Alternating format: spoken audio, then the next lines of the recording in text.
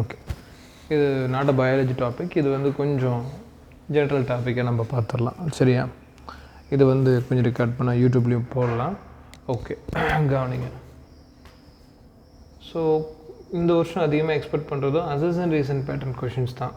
Assess and reason வருஷம் ஒரு டாப்பிக்கும் சேர்த்து ஆவரேஜ் ஆவரேஜாக ஒரு 36 கொஷின் நமக்கு இருக்கும்.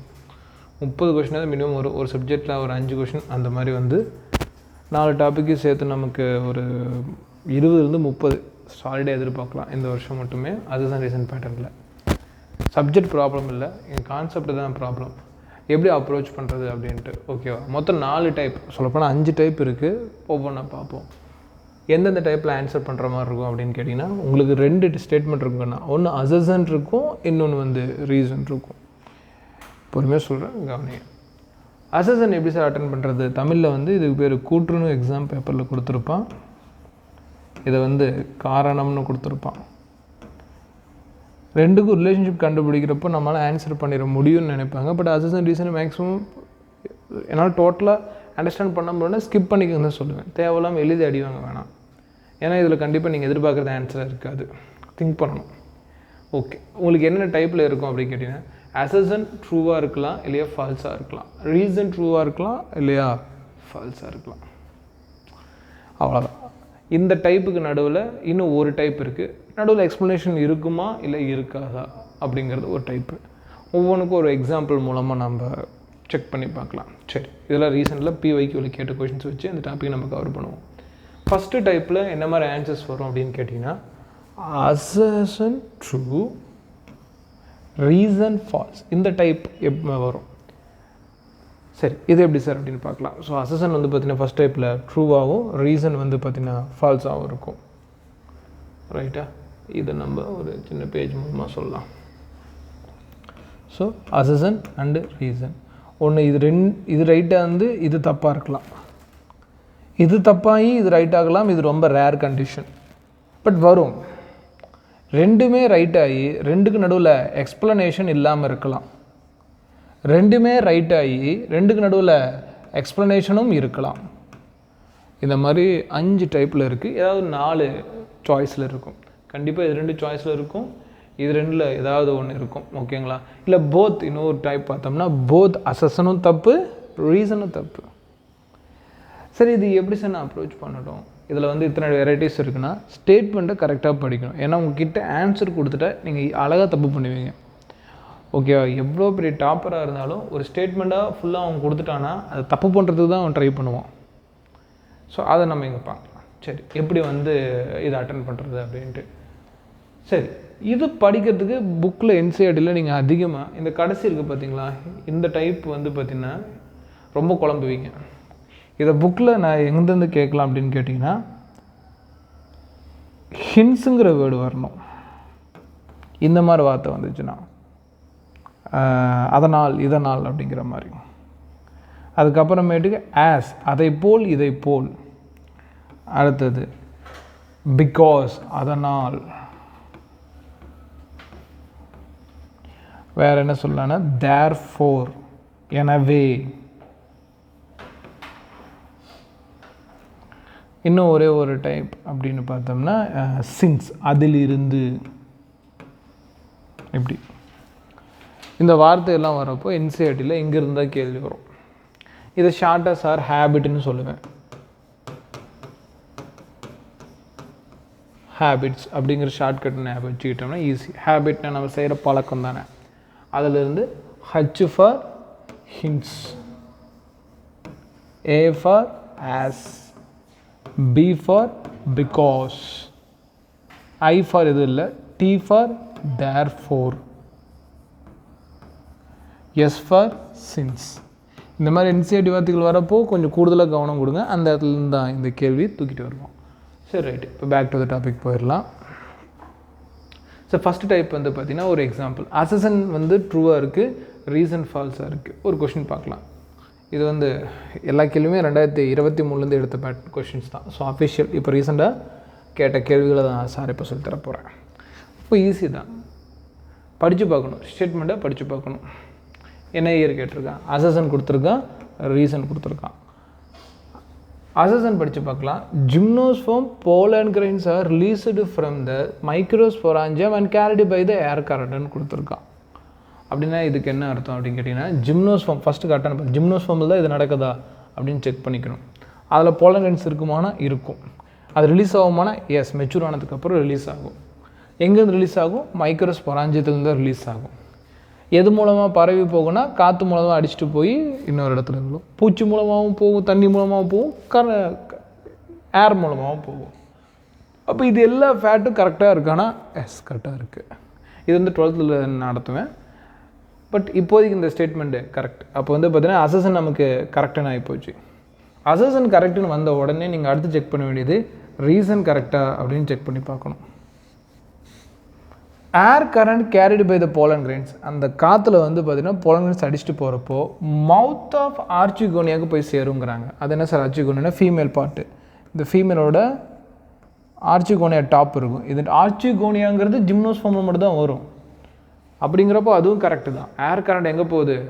இந்த மாதிரி இந்த வாய் பகுதியில் வந்து இந்த pollen grain போய் விழும். ரைட். வேர் த மேல் கேமெட் டிஸ்சார்ஜ், இந்த இடத்துல தான் வந்து இந்த மேல் கேமெட் விழுமானா எஸ்.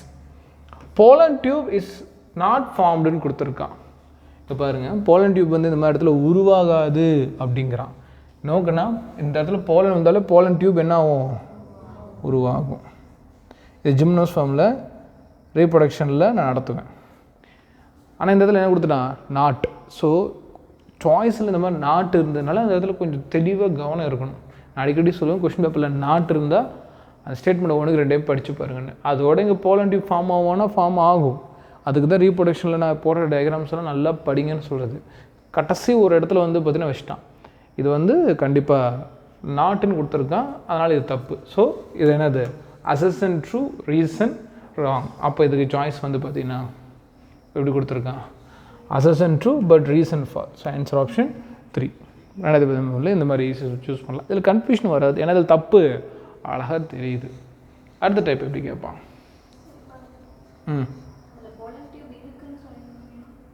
pollen tube இருக்குன்னா அது 2வது ஃபார்மேட்டு நான் நடத்திடுறேன். முதல்ல இந்த ஃபார்மேட்டெல்லாம் முடிக்கிறேன். சரி, இப்போ assertion false but reason is true, இந்த மாதிரி டைப்புக்கு எப்படி கொஷின்ஸ் வரும்? ஸோ அசசனே தப்பு, ஆனால் ரீசன் கரெக்டாக இருக்குமானா அப்படி இருக்கும். ஸோ அதனால் அப்படிலாம் கொடுக்க மாட்டாங்கன்னு சொல்லக்கூடாது. இதுவும் 2023 எல்லா டைப்பு கொஷின்ஸும் நீங்கள் வந்திருக்கு. அப்படிங்கிறப்போ எந்தளவுக்கு ஒரு ஒரு ஒரு பேட்டர்ன் இருக்குது அப்படிங்கிறத நம்ம பார்க்கணும். சரியா? ரைட். கணக்காவணி எழுதிக்கலாம். First point, amniocentesis for sex determination is one of the strategy for reproductive and child health care program. amniocentesis என்ன அப்படின்னு நடத்துவேன். amniocentesis அப்படிங்கிறது வந்து பார்த்திங்கன்னா ஒரு குழந்தையோட குழந்தை வளர்கிறப்போ சுற்றி இருக்கக்கூடிய லிக்விட்ஸை கலெக்ட் பண்ணுறது. பிறக்கிறதுக்கு முன்னாடி கருவிலேருந்து அந்த திரவத்தை வெளியெடுத்து அதை ஆராய்ச்சி பண்ணி அதில் கூடிய குரோமோசோம்ஸ் கண்டுபிடிச்சி அந்த குரோமோசோமில் ஏதோ பிரச்சனை இருந்தால் பிறக்கக்கூடிய உடம்பு அந்த குழந்தையிலையும் அதே பிரச்சனை இருக்கும். அதனால் அந்த குழந்தைய கழிச்சிடலாம், இல்லை வேணாம் அப்படின்னு டாக்டர் டிசைட் பண்ணக்கூடிய ஒரு மெத்தடு. ஆனால் இங்கே எதுக்கு பயன்படுத்தலாம்? செக்ஸ் டிட்டர்மினேஷனுங்கிறாங்க. அது என்ன பாலினம் அப்படின்னு கண்டுபிடிக்கிறதுக்கு பயன்படுத்துகிறதா அவனே கொடுத்துருக்கான். கிடையாது, அசசனே தப்பாயிடுச்சு. பசங்க அசசன் தப்புனா ரீசன் தப்புன்னு போவாங்க. இங்கே செக்ஸ் டிட்டர்மினேஷன்னா ஆனா பொண்ணான்னு கண்டுபிடிக்கலாமான்னு கேட்குறாங்க. எஸ், அந்த குரோமோசோம் என்னம்மா கண்டுபிடிக்கலாம். எஸ், கண்டுபிடிக்கலாம். ஆனால் அது சரியா? அது தப்பு. ஆனால் இவன் என்ன கொடுத்துருக்கான்? amniocentesis எதுக்காக பண்ணுறதுன்னா செக்ஸ் டிட்டர்மினேஷனுக்காக பண்ணுறான் இல்லை. amniocentesis is for analyse and identify the chromosomal disorders. Yes, sex determination கண்டுபிடிக்க முடியும், ஆனால் அது பண்ணக்கூடாது. ஆனால் அவன் என்ன கொடுத்துருக்கான்? அது ஒரு ஸ்ட்ராட்டஜி, அது ஒரு யுக்தியாக யாரே பயன்படுத்த கொடுத்துருக்கான்? Reproductive and child health care ப்ரோக்ராமே பயன்படுத்துன்னு கொடுத்துருக்கான். 2023 கொஸ்டின். அப்போ இவ்வளோ கேர்ஃபுல்லாக லைன் இருக்குன்னா நீங்கள் எல்லோருமே இது ரைட்டுன்னு சொல்கிறீங்க, ஆனால் சரியாக யோசிச்சு பார்க்கணும். அதுக்காக பயன்படுத்துகிறாங்க? கிடையாது. ஸோ அதனால் இது அசசனே என்னது?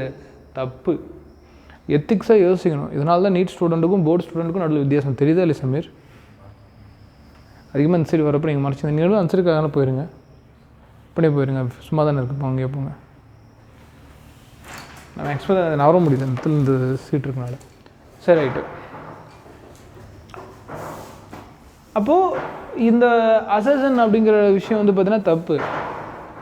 அடுத்தது ரீசன் இப்போ அசசன் தப்பாக இருந்தால் ரீசன் தப்பாக இருக்கணுங்கிற அவசியம் இல்லை. இது ஒன்றே படித்து பார்க்கலாம். Ban of amniocentesis check the increase the minus of female foeticide. எதை பேன் பண்ணுது? அமினோசென்டிசிஸ் பேன் பண்ணதுனால மீனாச்சுன்னா ஸ்டாப் ஆகிறது. எது ஸ்டாப் ஆகுதுன்னா ஃபீமேல் ஃபியூட்டிசைடு, பெண் சிசு கொலை வந்து ஸ்டாப் ஆகிருக்கிற விஷயம் இன்க்ரீஸ் ஆகிருக்குங்கிறான். கரெக்டு தான். நீங்கள் எதை பேன் பண்ணது? நீங்களும் போயிருங்க, உங்களுக்கு மட்டும் என்ன ஓகே தானே? இல்லை நீங்கள் அங்கேயே போயிருங்க. எனக்கு அது பார்க்க ஒரே வியூவாக இருக்கும். இல்லை தலை இந்த பக்கம் என்ன திருப்பிட்டு இருக்கணும். என்னோட கன்வீனியன்ட் அங்கே போயிருங்க. சரியா? பார்த்து இடிச்சிடாதீங்க. நோ நோ நோ தொடக்கூடாது. விழுந்துச்சுன்னா சில்லியாக நொறுக்கிறோம். அதுக்கும் நீங்கள் நகர்த்து கரெக்டு தான். நீங்கள் தொடவே வேணாம். அதுக்கு நீங்கள் அங்கேயே உட்காருங்க. அது கரெக்டாக அந்த இடத்துல வச்சுருக்கேன். கீழே வந்து அவ்வளோதான். ஆட்டவே கூடாது. கவனிங்க. Pan of அமினோசென்டிசிஸ். அமினோசென்டிசிஸ் தடுத்தது அது செக் பண்ணி பார்த்தோம்னா, இந்த மாதிரி தடுத்து செக் பண்ணி பார்த்தோன்னா increase the minus of female ஃபியூட்டிசைஸ்ங்கிறான். ஃபீமேல் ஃபியூட்டிசைஸ் கொன்னது வந்து ஸ்டாப் ஆன விஷயம் இன்க்ரீஸ் ஆகிருக்குன்னா எஸ், அது ஆனா பொண்ணானே நம்ம கண்டுபிடிக்கிறது தடுத்தப்போ பெண் சிசு கொலை வந்து பார்த்திங்கன்னா கொல்றது தடுக்கப்படுறது கூடியிருக்கு. அப்போ அது விஷயந்தான். அப்போ ரீசன் என்னது? இதில் கரெக்டு தான். அப்போ இந்த ஸ்டேட்மெண்ட் எப்படி முடியுது நமக்கு? அசசன் தப்பாயிடுச்சு, ரீசன் கரெக்டாக ஆகிடுச்சு. So answer option 3. இது எப்போ கேட்டிருக்கான்? 2023 கேட்ட ஒரிஜினல் கொஸ்டின். அப்புறம் நல்லா பாயிண்ட்டை புரிஞ்சுக்கணும். கேள்வி வந்து பார்த்திங்கன்னா சின்ன இதில் வந்து ஆர்க்கில் நம்மளை மாற்றி விட்ருவோம். ஸோ அதனால் லைன் பை லைனாக படிக்கணும். இல்லையா அசசன் ரீசனை ஸ்கிப் பண்ணிக்கணும். பட் ஸ்கிப் பண்ணிகிட்டே இருந்தீங்கன்னா ஒரு 20-30 கொஸ்டின் வரைக்கும் ஸ்கிப் பண்ணுற மாதிரி தான் இருக்கும். அதனால் கொஞ்சம் கொஞ்சமாக ஃபைட் பண்ணி அதுக்கு அடாப்ட் ஆகணும். போக புரிஞ்சிடும். ஸோ 4 சாய்ஸுமே உங்களுக்கு ஆன்சராக வர வாய்ப்பு இருக்குது அப்படின்னா அதை நீங்கள் செக் பண்ணி பார்த்து ஆன்சர் பண்ணணும். சரியா? அடுத்து போகலாமா? அடுத்தது ஃபீமேல் இந்த இதெல்லாம் செக் பண்ணுறது. இப்போ ரீசெண்ட் டைமில் வந்து பார்த்திங்கன்னா நான் பார்த்தது வரைக்கும் என்னது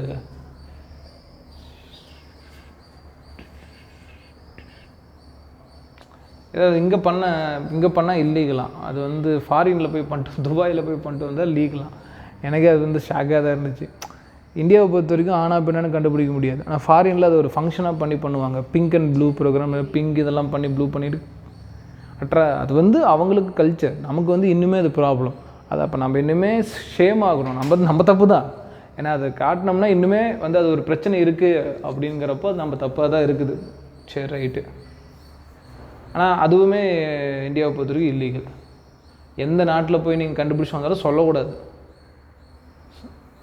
ஆனால் அந்த நாட்டில் இன்றைக்கி வந்து இன்னொரு சட்டம் ஒன்று கொண்டு தான் நல்லாயிருக்கும். என்னென்னா எந்த நாட்டுக்கும் போய் இந்தியன்ஸ் போய் கண்டுபிடிக்கக்கூடாதுன்னு ஒரு சட்டம் வந்துச்சுன்னா நல்லாயிருக்கும். வெளிநாட்டுக்கு போகலாம், பட் இந்த மாதிரி விஷயங்கள்லாம் பண்ணக்கூடாது அப்படின்ட்டு. பட் எனக்கே இப்போ தான் தெரியும். ஏன்னா ஒரு இந்தியாவிலேருந்து ஆண் பெண் கண்டுபிடிக்க முடியாது. ஆனால் வெளிநாட்டில் போய் கண்டுபிடிச்சி வரலாமே, எனக்கு அது தெரியும். பட் அதனால் இப்போலாம் யூடியூப்ஸில் நிறைய பேர் அப்படி பண்ணி அது ஒரு பெரிய தப்பான ஒரு விஷயம் அது. ஆனால் அதையும் வந்து பார்த்திங்கன்னா நம்ம கடந்து போகிற மாதிரி இருக்குது. ஸோ பெண் சிசு கொலை வந்து பார்த்திங்கன்னா இன்னுமே அந்த ப்ராப்ளம் இருக்கிறது ரொம்ப கஷ்டமான ஒரு விஷயம். யார் அந்த பசங்களா?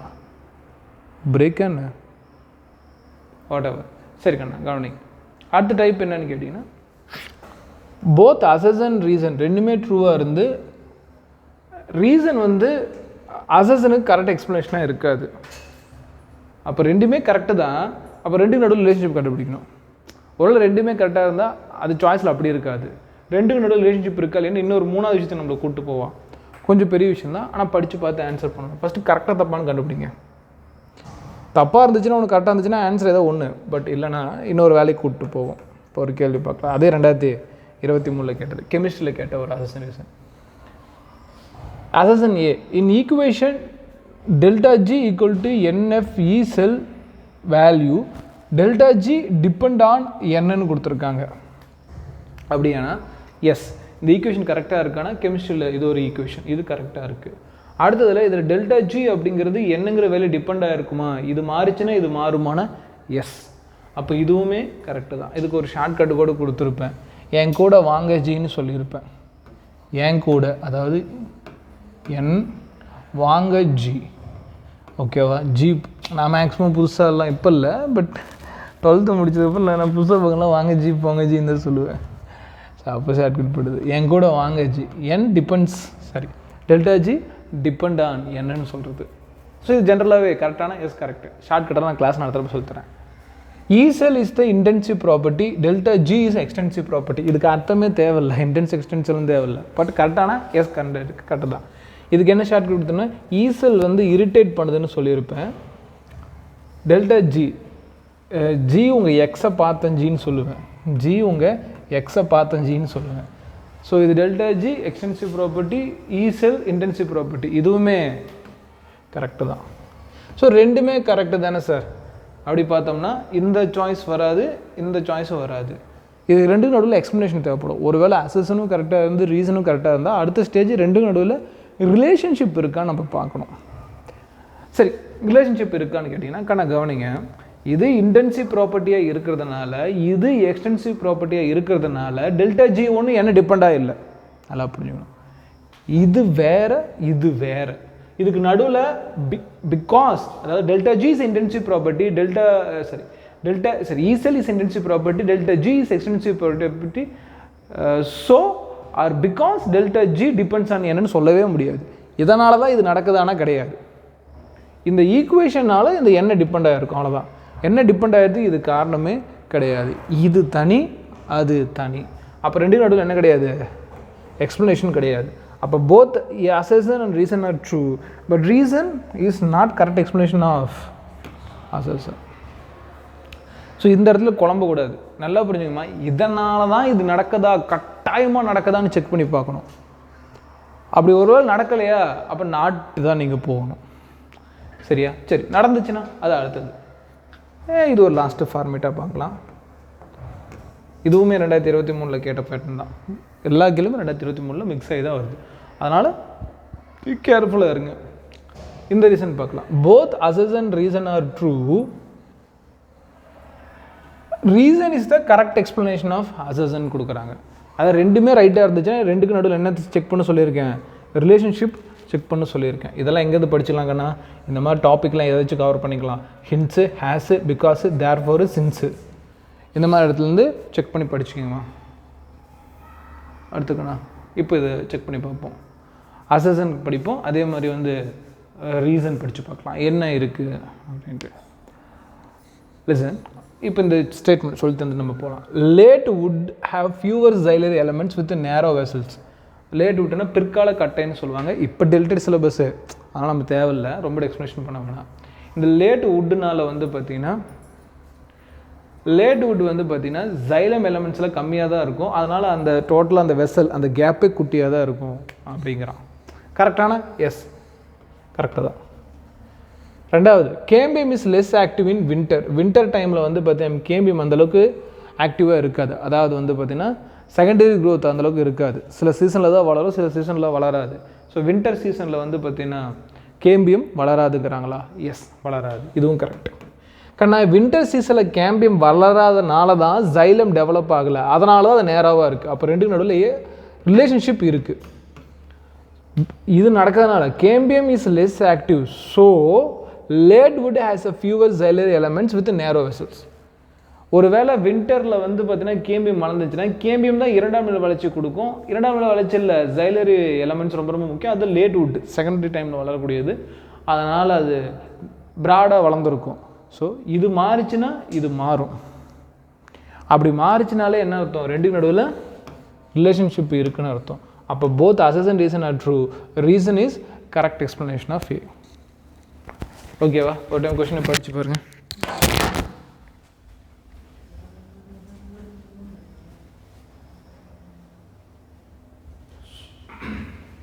அவ்வளோதான்.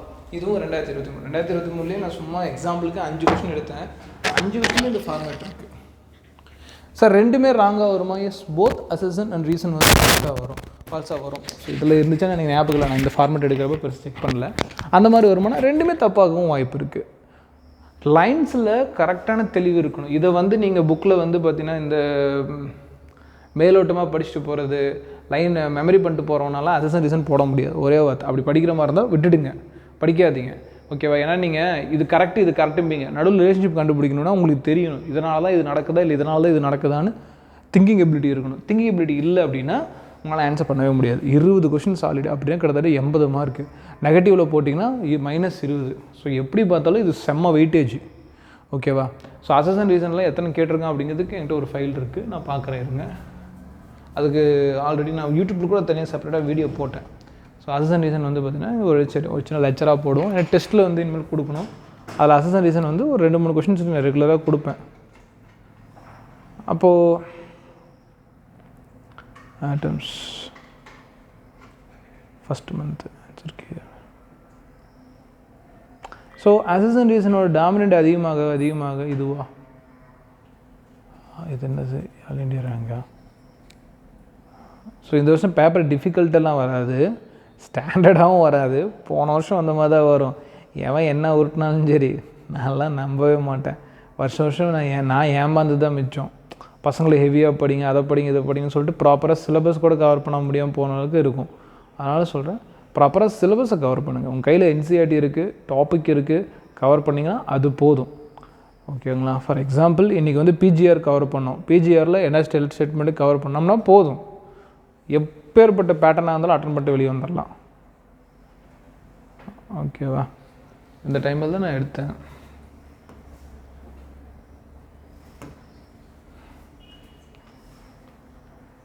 Atomic structure, admit card, aspirant, அடாப், ஆடியர்.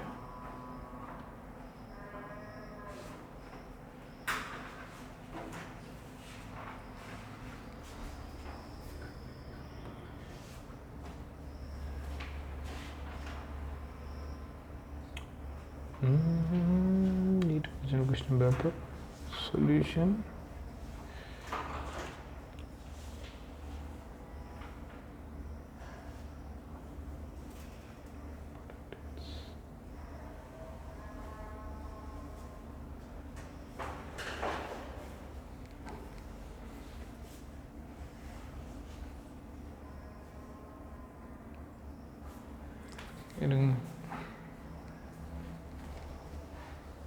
So desktop strategies, sample images.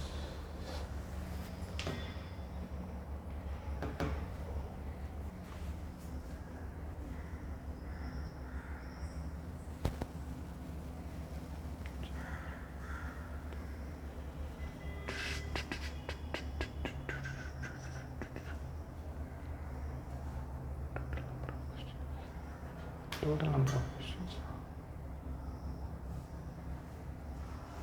Today's total number of questions. Total number of questions. எடுத்துட்டேன்.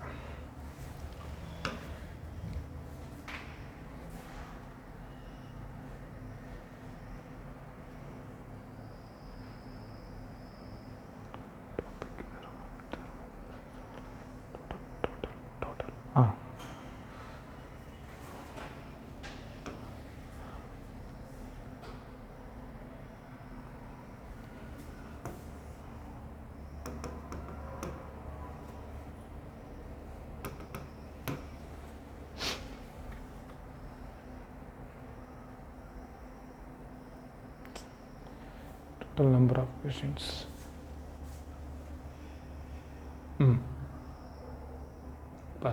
இது தான் லாஸ்ட் அனலைஸ் தான்.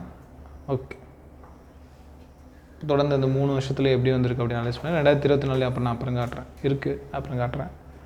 இதில் வந்து பார்த்திங்கன்னா டாமினன்ஸ் எப்படி இருந்திருக்கு ஒரு சப்ஜெக்ட்லையும். அசஸ் அண்ட் ரீசன் இனிஷியல் டைமில் வந்து இப்போ எப்படி க்ரோத் ஆகிருக்கு மற்றதும் பார்க்கலாம். அசஸ் அண்ட் ரீசனை பொறுத்த வரைக்கும் ஸோ அசஸ் and reason type of questions பண்ணிட்டேன். அசஸ் அண்ட் ரீசனை பொறுத்த வரைக்கும் 2020-21 டைமில் பாருங்கள். இப்போ அப்புறம் கூட யூடியூப்பில் வீடியோ போகிறேன். 2020-21 ஃபிசிக்ஸில் கேட்கவே இல்லை, கெமிஸ்ட்ரியும் கேட்கல, பயாலஜியில் ஒரே ஒரு கேள்வி தான் இருந்துச்சு. 2022 ஆகிறப்போ ஃபிசிக்ஸ்லேயே ஒரு கேள்வி கேட்டான், கெமிஸ்ட்ரி 2 கேள்வி ஆச்சு, பயாலஜி அப்போ ஆட்டோமேட்டிக்காக 4 ஆகிடுச்சு. ஆனால் 23 ஒரு யூனிக்கு ஃபிசிக்ஸில் கேட்கலாம், ஆனால் கெமிஸ்ட்ரி 4, பயாலஜியில் 8 ஆகிடுச்சு. ஓகேவா? அப்போ கிட்டத்தட்ட இதிலே நீங்கள் அட்டன் பண்ண வேண்டியது 12 ஆயிருக்கா? ஸோ இது 12லேருந்து 15 MCQ. ஸோ இந்த வருஷம் ஸ்டாண்டர்டாக இருக்கனால நான் எக்ஸ்பெக்ட் பண்ணுறது 20லேருந்து 30 அசஸ் அண்ட் ரீசன் தாராளமாக எதிர்பார்க்குறேன்.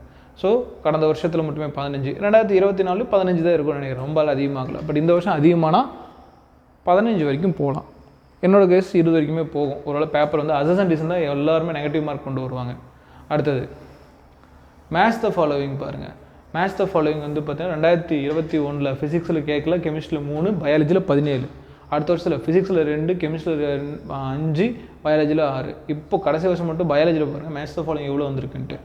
கெமிஸ்ட்ரியில் 2, ஆனால் பயாலஜியில் மட்டுமே 18 match the following. Statement type இன்னொரு தலைவலி, அது நான் இன்னொரு இதில் நடத்துகிறேன், ஏன்னா அது ஒரு பேட்டர்னு. ஃபிசிக்ஸில் இனிஷியலில் கேட்கல, பயாலஜியில் 1, அதுக்கப்புறம் 1, 6, 11. இப்போ ரீசெண்ட் டைமில் பயாலஜியில் மட்டுமே 11 ஸ்டேட்மெண்ட் கொஸ்டின், கெமிஸ்ட்ரியில் 2 ஸ்டேட்மெண்ட்டு. அண்ட் ஃபைனலாக மல்டிபிள் ஸ்டேட்மெண்ட்டு 4-5 ஸ்டேட்மெண்ட் கொடுத்து அதில் எத்தனை கரெக்டுங்கிறது இப்போ இல்லை, அது எப்பயுமே நீட்டோட ஒரு ஃபேவரெட்டு. இது வந்து ஸ்டேட்மெண்ட் 1ன்னு கொடுப்பான், அடுத்து இதில் ஸ்டேட்மெண்ட் 2ன்னு கொடுப்பான், அவ்வளோதான், வேறு பெருசாக இருக்காது. ஆனால் இதில் 4 ஸ்டேட்மெண்ட் கொடுத்துட்டு அதில் எத்தனை கரெக்டு எத்தனை இன்கரெக்ட்னு கவுண்ட் பண்ண சொல்லுவான். அப்படி பார்த்தோன்னா ஃபிசிக்ஸில் அந்த மாதிரி 3, கெமிஸ்ட்ரியில் 3, பயாலஜியில் 9, அதுக்கப்புறம் பாருங்கள் 2, 4, 13, 1, 4, 11. இதுதான் உங்களுக்கு வந்து பார்த்தீங்கன்னா மேஜராக டைம் கன்சியூம் ஆகும். ஃபிசிக்ஸ் கெமிஸ்ட்ரியில் கேட்டானா ஈஸி, சம் போடக்கூடாது, ஜாலியாக இருப்பீங்க. ஆனால் பயாலஜியில் கேட்டிங்கன்னா டைம் போகும். டைம் போகிறப்போ பதட்டத்தில் என்ன பண்ணுவீங்க, நீங்கள் தப்பு பண்ணுறதுக்கான வாய்ப்பு எக்ஸாமாலே ஏற்படுத்தி கொடுக்கும். ஓகேவா? ஸோ இந்த மாதிரி இப்போ ரீசெண்ட் டைமில் வந்து பார்த்திங்கன்னா அசஸ்மெண்ட் வந்து 15 கொஸ்டினும், maths 18, statement AB type 12, more number ஸ்டேட்மெண்ட்டில் 15 கொஸ்டின். இந்த மாதிரி அதிகமாக கேட்க ஆரம்பிச்சிட்டான் ஸ்டேட்மெண்ட் வைஸில். அப்போ ஸ்டேட்மெண்ட் வைஸில் இந்த மாதிரி கேள்விகள் கேட்குறப்போ இன்னும் வரக்கூடிய டைம் இல்லை, நல்லா படிக்கணும், நல்லா நீங்கள் ரிவைஸ் பண்ணணும். ஆர்எல்ஸ் இனிமேல் மார்க் வந்து பார்த்திங்கன்னா குறைஞ்சிக்கும், ஞாபகம் வச்சுங்க, சரியா? கிட்டத்தட்ட 100 கொஷினில் 48 கொஷின் வந்து பார்த்திங்கன்னா இந்த மாதிரி டைம் கன்சியூமிங் கொஷினாக இருக்குன்னு நான் ப்ரிடிக்ட் பண்ணேன். ஸோ இந்த வருஷம் அது நடந்திருக்கும். ஓகே, 2024 எடுத்து பாருங்கள். நான் 2024 செக் பண்ணி வச்சுருக்கேன், பட் அது இன்னும் இந்த மாதிரி வீடியோவாக எதுவும் போடல. பட் லாஸ்ட் இயர் அதெல்லாம் போட்டேன், எதுக்கு டைம் கன்சியூம் ஆகும், எதில் அதிக கவனம் கொடுக்கட்டும். மறுபடியும் எல்லா ஸ்டூடெண்ட்ஸும் பயாலஜி ஈஸி அப்படியே ஒரு மெத்தன போக்கில் சுற்றிட்டு இருக்காங்க. No, biology difficult, assessment reason pattern இன்னும் டிஃபிகல்ட். அந்த இடத்த மாட்டணும். ஏன் சார் நான் பயாலஜி ரொம்ப ஸ்ட்ராங்குன்னு சொல்கிறோம், ஒருத்தம் கூட 300 மேலே எடுத்துருக்க மாட்டான். பயாலஜி மட்டுமே 360 வருது, நீ மினிமம் ஸ்ட்ராங்காக இருந்தால் 60 மார்க் போனால் கூட 300 மார்க் வரணுமே.